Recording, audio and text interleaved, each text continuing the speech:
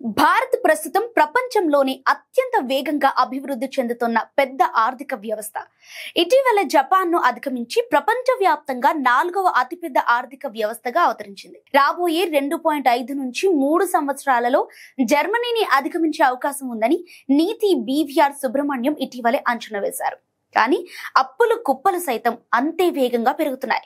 భారతదేశంలోని 28 రాష్ట్రాల్లో ఉమ్మడి అప్పు గత దశాబ్దంలో 3 రెట్లు పెరిగిందని తాజాగా కాగ్ రిపోర్ట్ లో వెల్లడైంది. 2013 నుండి 2014లో 17.57 లక్షల కోట్ల నుంచి 2022 నుండి 2023 నాటికి 59.60 లక్షల కోట్లకు పెరిగిందని కంట్రోలర్ అండ్ ఆడిటర్ జనరల్ తాజాగా నివేదిక తెలిపింది. రాష్ట్రాల ఆర్థిక పరిస్థితిపై దశాబ్దంగా చేసిన సమీక్షను ఈ శుక్రవారం రాష్ట్ర ఆర్థిక కార్యదర్శుల సమావేశంలో controller and auditor general chief K Sanjay Murthy సమర్పించారు. 2022 నుండి 2023 ఆర్థిక సంవత్సరం చివరి నాటికి రాష్ట్రాల మొత్తం ప్రజా అప్పు, అంతర్గత రుణాలు, కేంద్రం నుంచి వచ్చిన రుణాలు సహా 59,60,428 కోట్లుగా ఉందని నివేదికలో పేర్కొంది. ఇది వాటి మొత్తం స్థూల రాష్ట్ర దేశీయ ఉత్పత్తి 22.96%. ఇక ఇండియన్ ఎక్స్ప్రెస్ నివేదిక ప్రకారం అయితే 2013 నుండి 2014 ఆర్థిక సంవత్సరంలో రాష్ట్ర అప్పు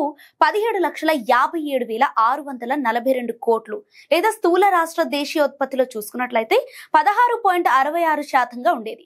కానీ 2022-2023 ఆర్థిక ఏడాదిలో అప్పు 3.39 రెట్లు పెరిగి జిఎస్డిపిలో 16.66% నుంచి 22.96% పెరిగిందని కాగ్ నివేదిక స్పష్టం చేసింది. ఇక రాష్ట్రాల విషయానికి వస్తే 2022 నుండి 2023 చివరి నాటికి దేశంలోని అప్పుల్లో టాప్ ప్లేస్ లో ఉంది పంజాబ్. ఆ రాష్ట్రం జిఎస్డిపిలో అప్పులు మొత్తం 40.35% ఉన్నాయి. ఇక జిఎస్డిపిలో నాగాలాండ్ అయితే 37.15%, పశ్చిమ బెంగాల్ అయితే 33.70%తో తర్వాతి స్థానాల్లో ఉన్నాయి.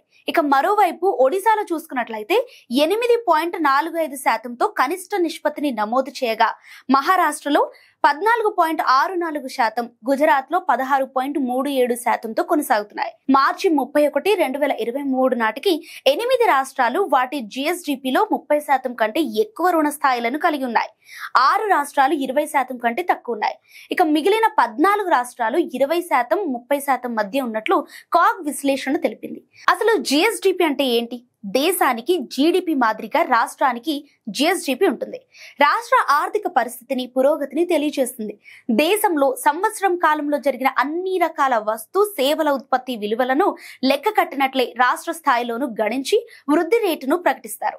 ఈ నేపథ్యంలో రాష్ట్ర ప్రగతికి ప్రామాణిక సూచి అయిన జిఎస్డిపి లెక్కింపులో పరిగణలోనికి తీసుకునే అంశాలు, పాటించే విధానాలపై పోటీ పరీక్షలార్థులకు అవగాహన ఉండాలి. ఆంధ్రప్రదేశ్ లో ఇటీవలి సంవత్సరాల్లో నమోదైన వృద్ధి రంగాల వారిగా ఉన్న అభివృద్ధి తీరుతెన్నులు, సంబంధిత గణాంకాలను అర్థం చేసుకోవాలి.